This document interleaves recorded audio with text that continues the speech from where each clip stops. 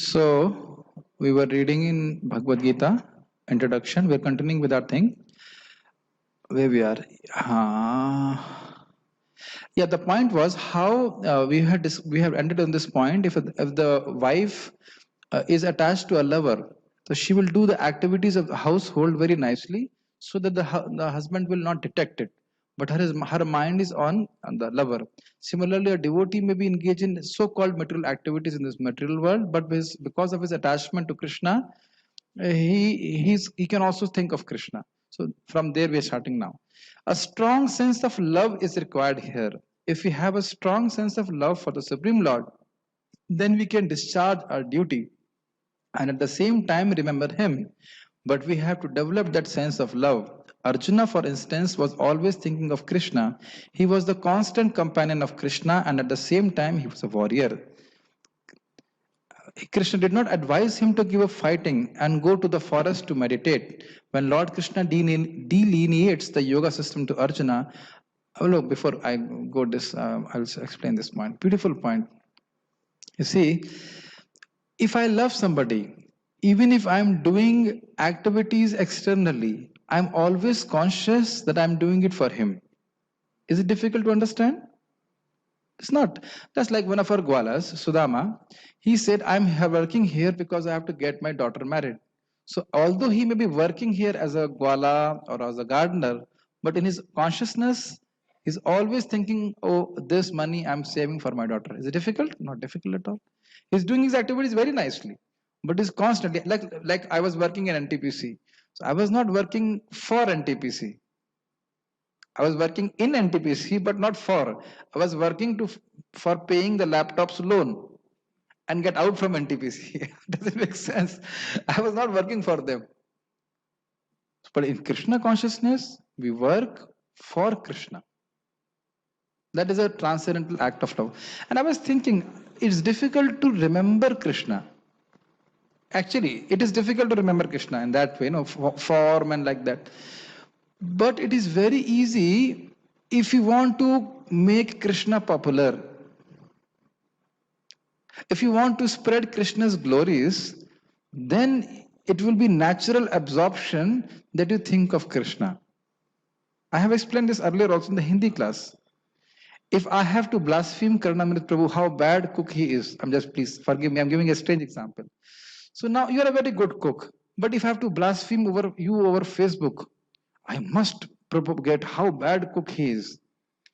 So no matter what I speak, I have to remember you. And suppose you were a bad person and I have to glorify you. Oh, he's a very nice person. I still have to remember you. And what if you are a good cook and I have to tell you you're a good cook? Then you will be happy doing it. I'm just giving some strange example. Please forgive me. I'm just saying, is it not how the politicians are made popular? And when the person is saying Jai Ho, that minister ki Jai Ho, that minister ki Jai Ho, so is it not that minister is becoming more and more popular? Is it not that they remember the minister? One nice point, somebody asked that you are glorifying Krishna. What is this? How Krishna will become happy? So then he said, very nicely he said, in this world, they are rascals, they are fools, all these ministers and all these leaders. But any person who takes up their flag and goes out to preach their glories, quote unquote, do they not feed them nice food and accommodation? But they will only be given accommodation and food if they go out and preach their glories. Is it not a wonderful example? You are able to understand? This is very good. Our leader is like this. Our leader kaisa ho like this. So they're only shouting. But just because they're shouting in public, the minister maintains them. Yeah, they are doing their job. They're doing good. So similarly, now this example is maybe very funny, but it is very deep. Prameya is always under pramana.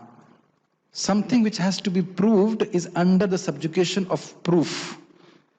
So what is the proof that Krishna is Supreme Personality of Godhead? Vedas. Bhagavad Gita.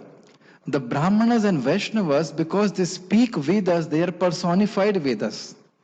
So Krishna is dependent, if you use that word, Krishna is to be proved, And the proof is Vedas. So Krishna is dependent on the devotees to preach. And that's what Krishna says. A person who preaches the glories is most dear to me. Krishna is God. We don't have to prove him to be God. Krishna is God, but people will only come to know that Krishna is God and worship him if devotees will preach this thing. And that's why this service is most dear to him. So taking a flag of Krishna and glorifying him is the best service, because Krishna can give everybody protection. I cannot give.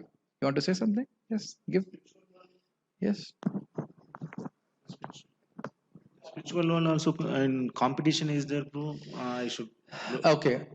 In the spiritual world, there is competition, but not with envy.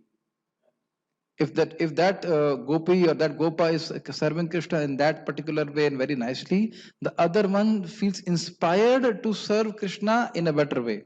But he will not say, "Let me impede his service." That attitude is not there. Seeing that nice service of a Vaishnava, the other devotee also becomes inspired to serve Krishna in his own capacity more nicely. But not that I just, suppose you're making nice prasadam and say, let me just not supply him cylinder today. Let's see what happened today. No, not like that. Devotees don't have that thing. Okay? So you understand what I was wanted to say? When we are on a mission of the Lord, when we have a service for the Lord, it becomes very easy for us to remember Krishna through our services. Just like Mother Yashoda was anyhow remembering Krishna, but she was churning butter. So butter, she's churning, but because it is for Krishna, so she also remembers Krishna. Right? Very simple. So that's what many times people say Arjuna was fighting, he was so busy. How he can remember Krishna? Because he had a strong sense of love. He has a love of God.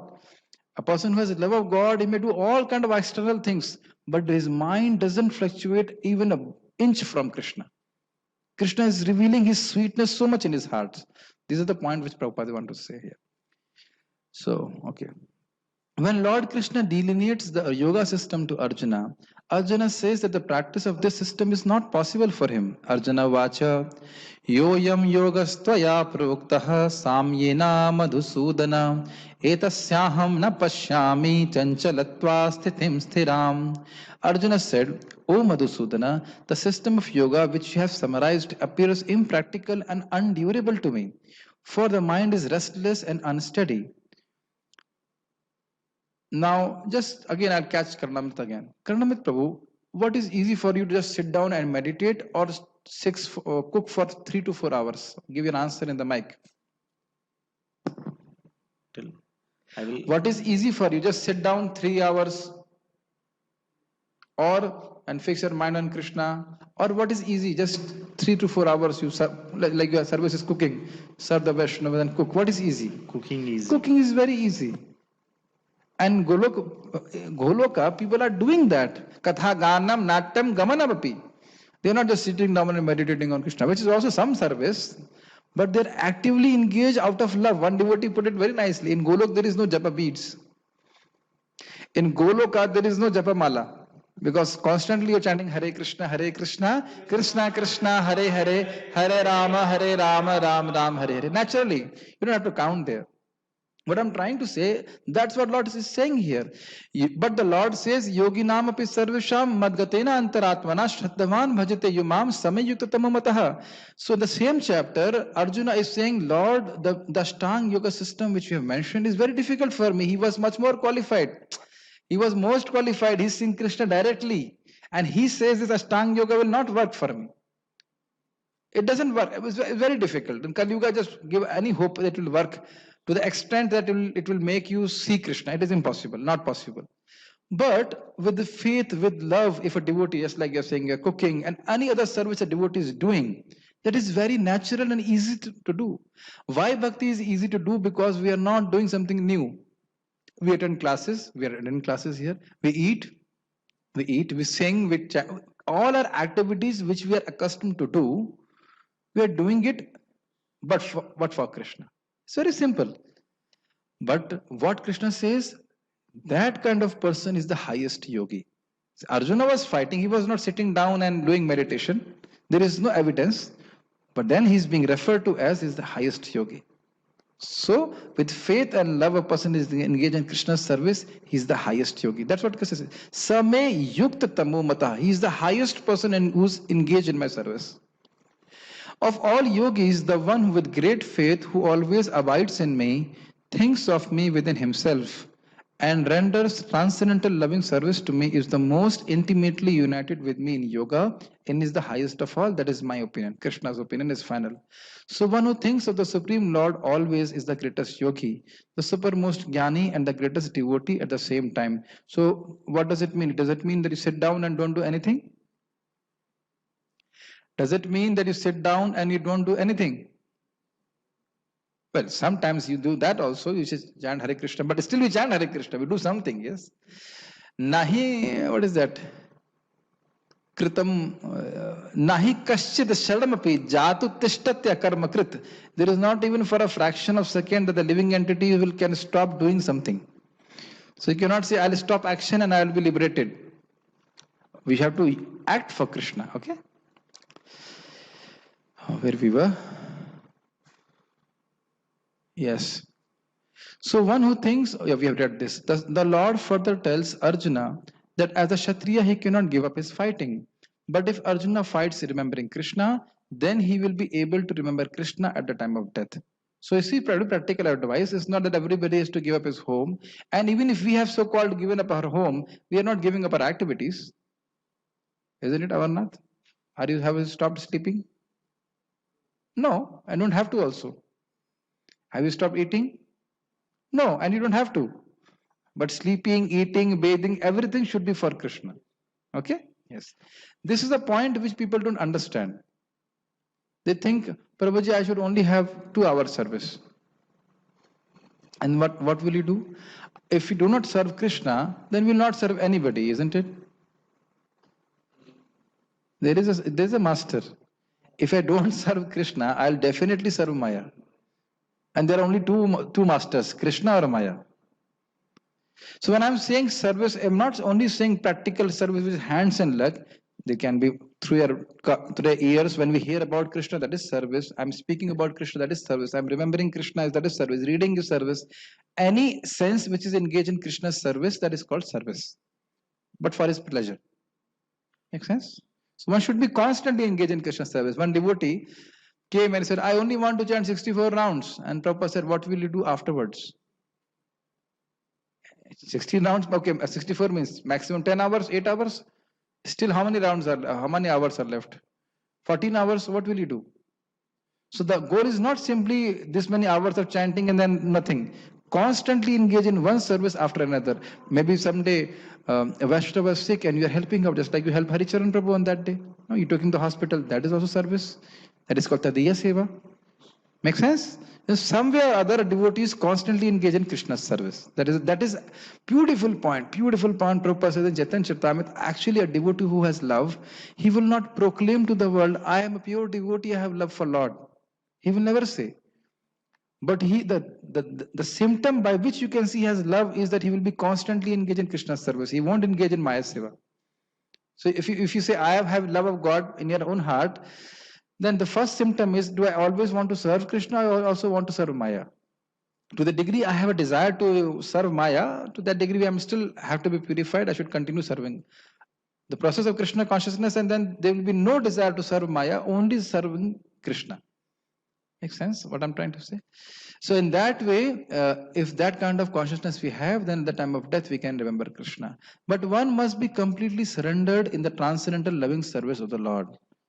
Means everything is for Krishna, nothing for me. We work not with our body. Beautiful point. We work not with our body, actually, but with our mind and intelligence.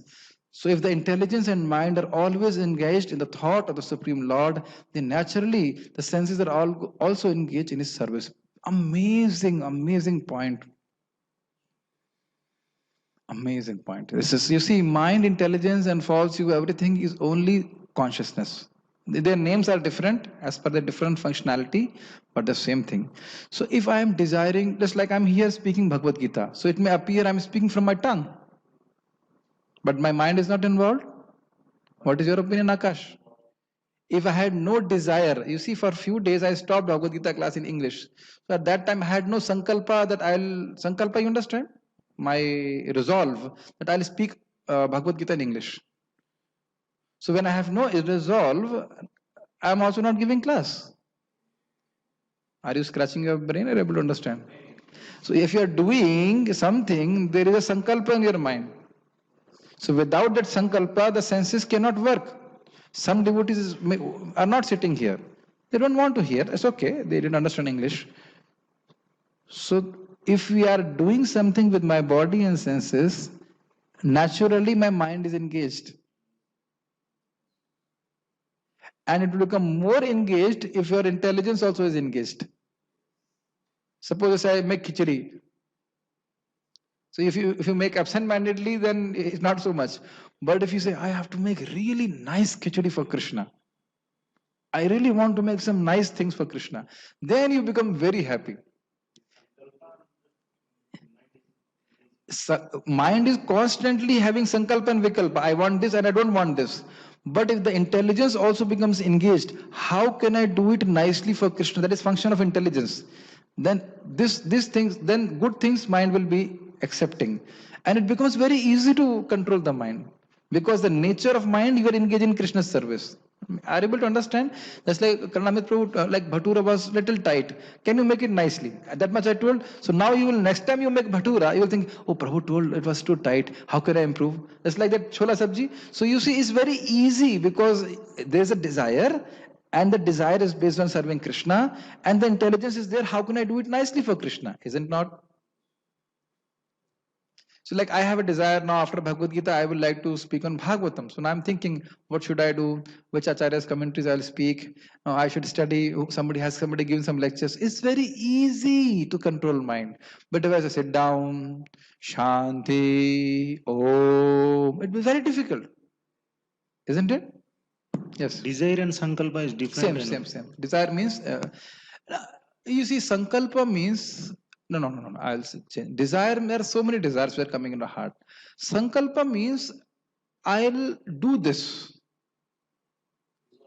Is a form of desire, but is like, I will do this. No, not a strong desire. I will do this. Willingness. I will do this. That is called sankalpa. I will not do this. That is called vikalpa.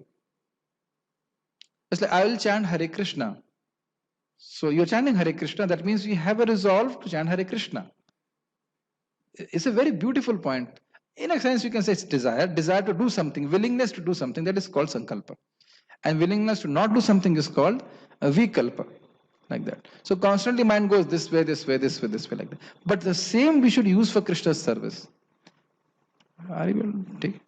Unless we have sankalpa, we can never wake up for Mangalarti. Isn't it?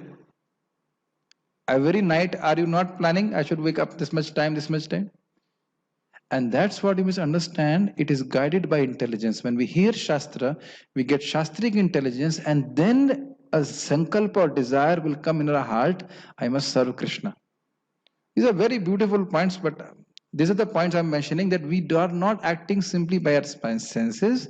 Mind has to activate. Another point on this, when I have a desire to do something, that we will see in 12th canto, Markandeya Rishi says, then Krishna activates our prana, life force. That is activating the mind, and the mind activates the senses. What is the first thing? I desire. The jiva wants to do something. Then Krishna activates prana. Prana activates mind, and mind activates the senses. So if the senses are engaged, the mind automatically is also engaged. That's why Krishna says, Tasmatu Indriyan Ado. In the beginning, first learn to engage your senses, and in that way the mind is engaged.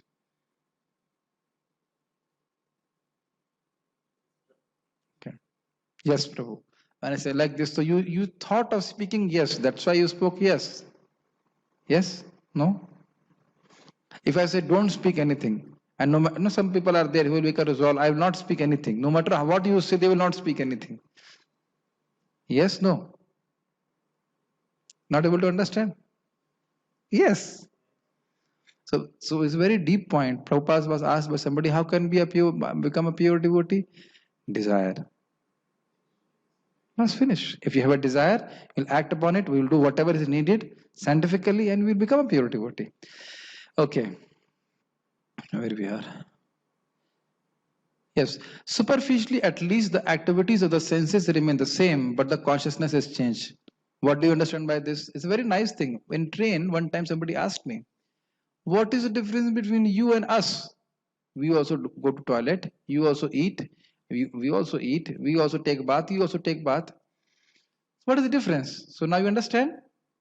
You also take bath, and outside fellow also will take bath. What is the difference? The activities of the senses remain the same, but in the mind, the person is understanding, I'm doing it for Krishna. See very how clearly Srila Prabhupada is saying this point. Again, go back to the same example. Wife is attached to the husband. She serves very nicely. Wife is attached to the lover and she serves husband nicely. Are you able to get the point? Wife is attached to the husband, she serves nicely. Wife is attached to the lover and serves husband nicely. But is it not different? Externally, the activities are same, but still you can say that it's different. So similarly, a person may be, people are not able to understand. One person wanted to join an ashram. He joined also. You remember that boy? So I think in the first 2 days, he saw brahmacharis eating a giriraj of rice, big rice mounds, rice and pakoda and all this in prasadam. And he was completely, he said, what is this?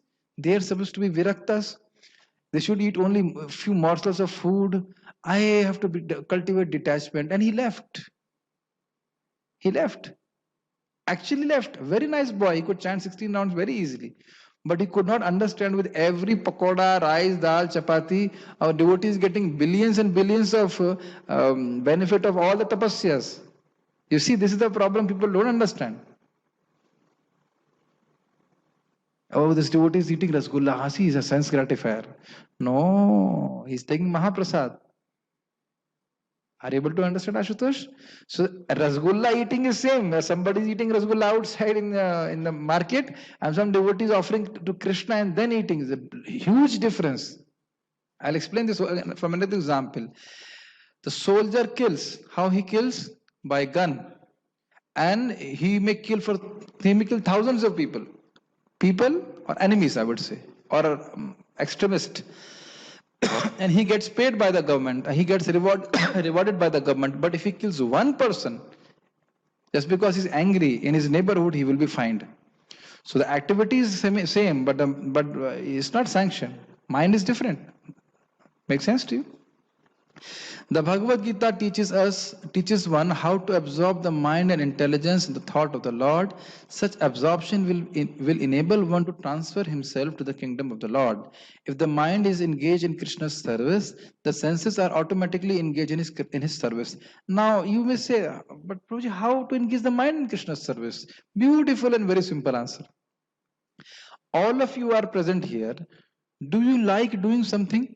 I'm not talking about devotional service. Do you like doing something? Karnamit Prabhu likes cooking. Ashutosh, what do you like? Eating? Coding, okay. Software coding. Okay. What do you like, Amarnath? Driving. You know how to drive 4 wheels, Fuller? 2-wheeler. Okay, let's say driving. Yes, I'll give all the examples. Ashutosh, preaching. And Prem Krishna Prabhu, what?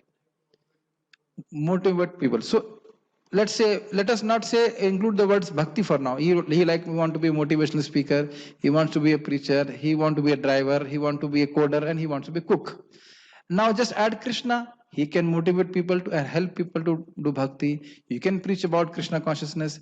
Now, because you're already attached to those things, your mind is already attached to those activities, it is very easy to do for Krishna. And you see, when you do it for Krishna, there's a transcendental taste which you get by doing that service. I am personally feeling like Karnamit Prabhu is working very hard, but I don't think you really feel that you work hard.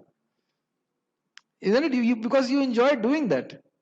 So I tell you, when I joined here, my first service was purchasing. So with a bike, I'll go here and there and purchase things for cows, for Krishna. So you see, I'm just adding Krishna to the activity which you want to do. And the same thing coding. We have a whole website to manage. If at all you want to do someday, you can do that. Like Kunal Prabhu is helping us. So see, so all of us are equal.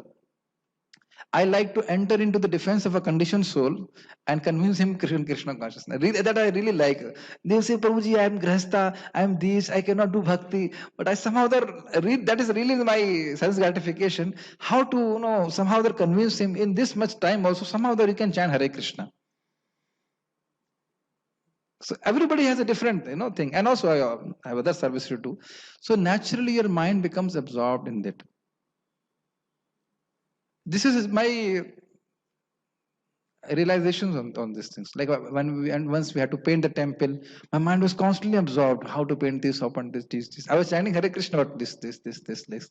And then again, now we have devotee kitchen. So I'm thinking, how can I get more recipes? How can make more nice things? And every time something new is coming, the shed was there, how to make the shed and all those things. So it's something which you want to do. You can very easily connect to Krishna. And if you do this, you will never give up Krishna consciousness.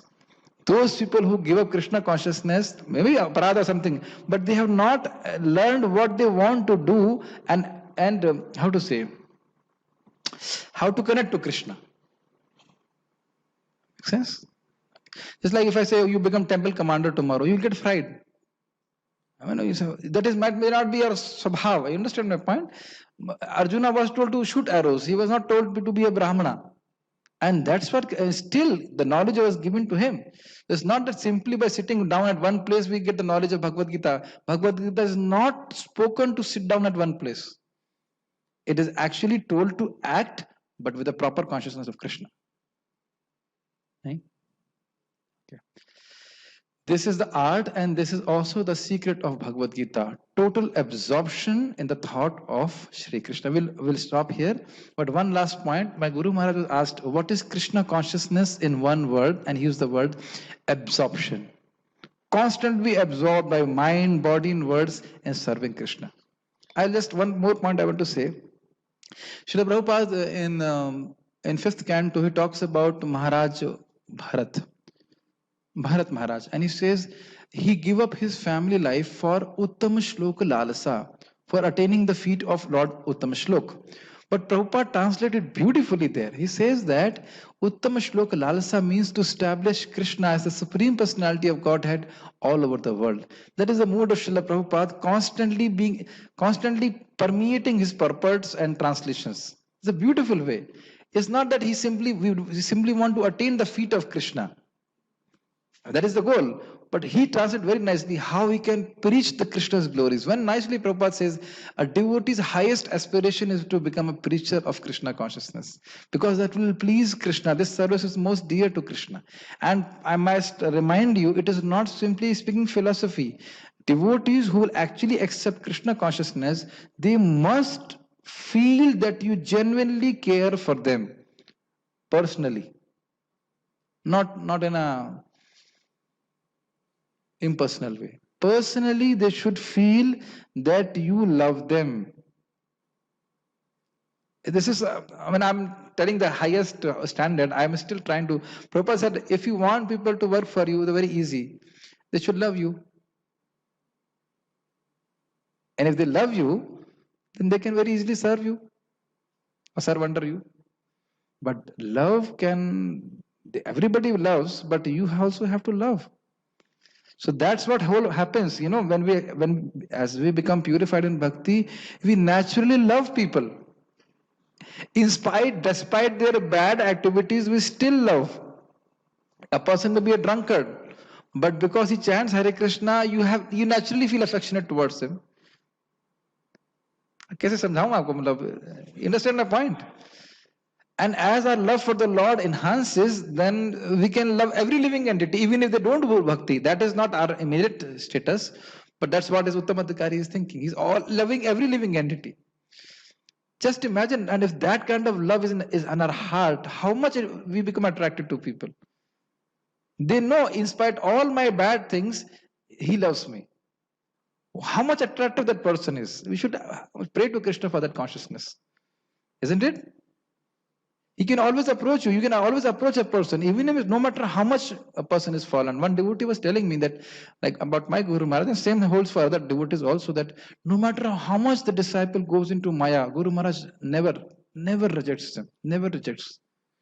because he always remembers he has done some service. Same thing with Srila Prabhupada. I'll end with one statement, I'll finish with that. Some disciples of Srila Prabhupada, they left and they were breaking all the regulative principles. Then, when Prabhupada was informed, and he said, at least they're not eating meat. And when it was told to those disciples, their hearts melted and they came back. And Prabhupada is not rejecting us. It's very nice. I'll stop here. It's already time now. You have any questions? Some questions here. 1 second, there may be one. Carrot Chukundar, Jeet Raho. Oh, okay. Thank you for the blessings. Hare Krishna. Shrimad Bhagavad Gita ki jai. Shri Prabhupada ki jai.